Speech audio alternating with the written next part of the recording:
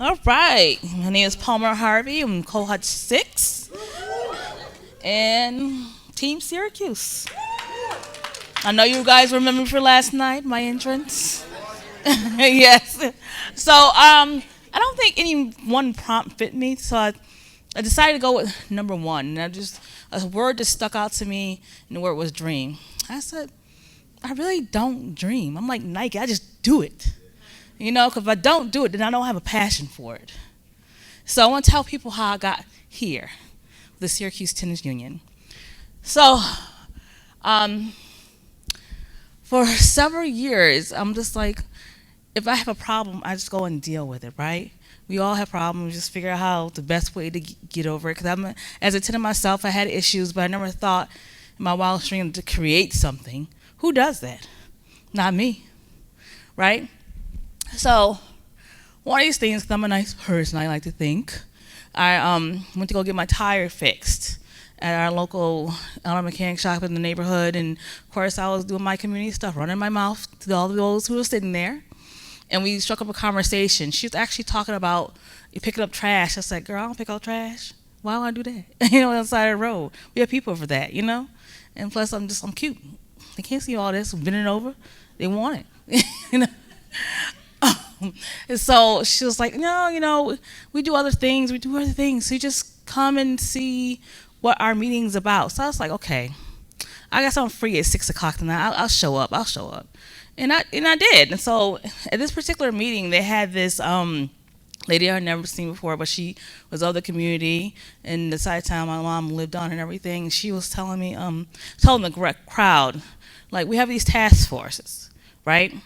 And it was several tasks. I don't remember them all, but one did stick out to me a great deal, and that was housing. Because I always had it back on my mind, because I did at one point wanted to be a real estate agent, which I was. And I was like, okay, let me try this on, right? And see what's going on in our neighborhood, because, I'm thinking that we have people for this. We have something called the government. They do all those things, right?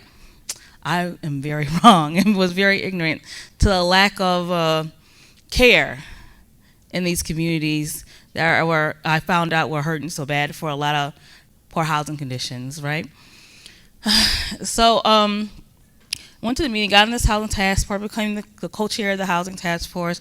But this wonderful lady, she was very passionate. She gave her all. She's a former social worker.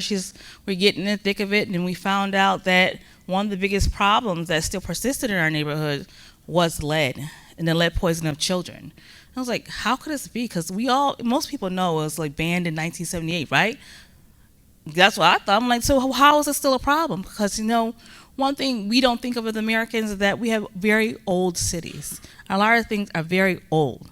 When's the last time, especially if your city doesn't have money, right, to reproduce these things, or we started buying homes at a time, we just bought a house and didn't really do anything about it, or we just didn't have enough money to fix it up.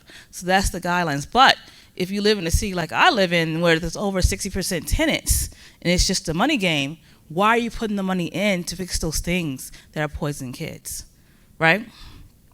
So we made a big stink about it. Say, hey, we got to do something about this, right? So we started, going, who do we know? I was going to the opening of a paper bag and say, who's this? Who's that? What do you know? How do I fix this, right? So we decided, you know what? One of the things we should do is we created awareness. And one of the things that, communities love is block parties. So we started to do block parties, right? And it was like a wonderment.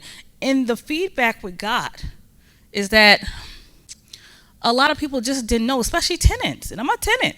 You think I would know that? Like, okay, why wouldn't they want to fix their house? Why? That's part of their job. One of the things we teach is, at Syracuse Tension, you have a responsibility as a duty as a tenant not to mess up the house and to pay your rent and stuff like that. But the landlord also has a duty to keep its repairs up, right?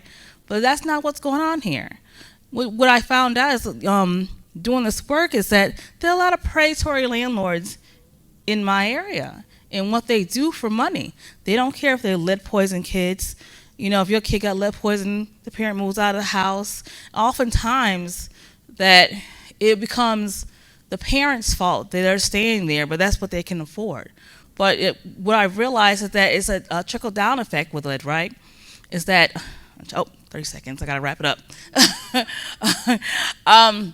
So I will say this is that being a parent is hard, and then you see them suffer because at the hands of someone else. But at the end of the day, you will get the blame for it because you are not rich enough to move out of that area, and that's very sad. So I'll leave it on that because I'm 9 seconds down. All right, thank you, everybody.